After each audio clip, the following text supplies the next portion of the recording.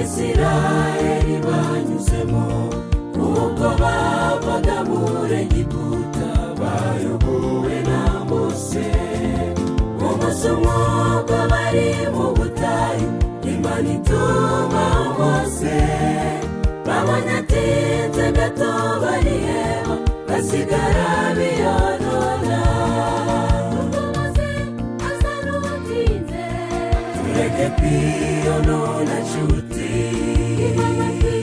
Abadusaba kwiremera ibigirwamana, ahubwo turushaho kwiboneza, kugira ngo tudasanga nk'inenge. Tubwiza aya makuru mu ngano hose ku isi. Tureke kwiyonona nshuti. Kwiremera ibigirwamana, ahubwo turushaho kwiboneza, kugira ngo tudasanga nk'inenge. Tubwiza aya makuru mu ngano hose ku isi.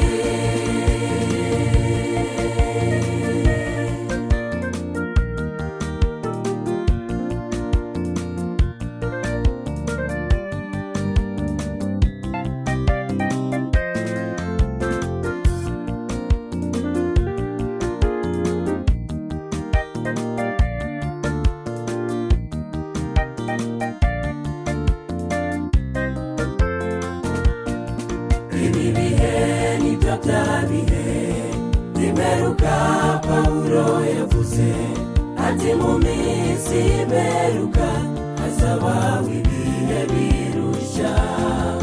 Urukundo rwa benshi ruzakonja, abantu bazaba bangana, bagambanira n'abakunda imiya, ibyo ntidutabibona.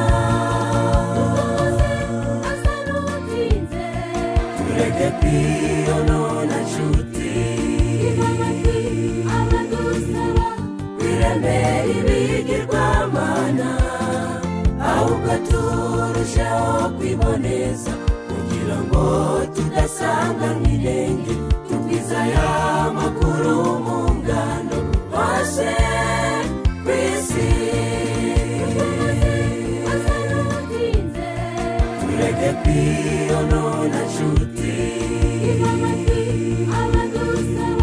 Kwiremera ibigirwamana, ahubwo turushaho kwiboneza, kugira ngo tudasanga nk'inenge. Tubwiza aya makuru mu ngano hose ku isi.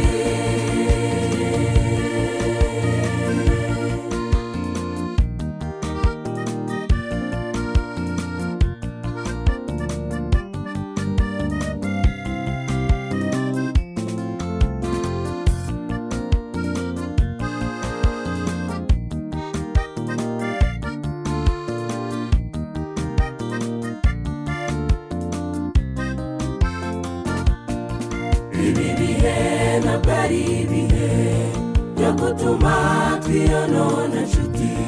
Tubitewe n'amajwi avuga ko Yesu atinze kugaruka. Abisirayeli bakuru bacu batubera akabarore.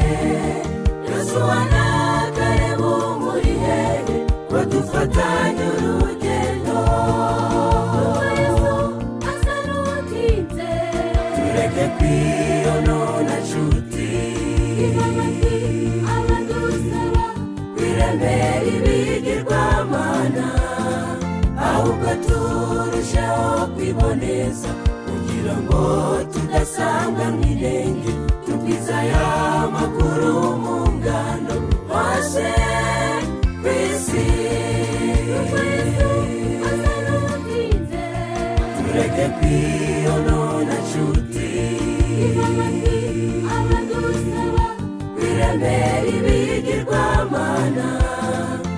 ahubwo turushaho kwiboneza kugira ngo tudasanganwa inenge, tugwiza aya makuru mu ngando hose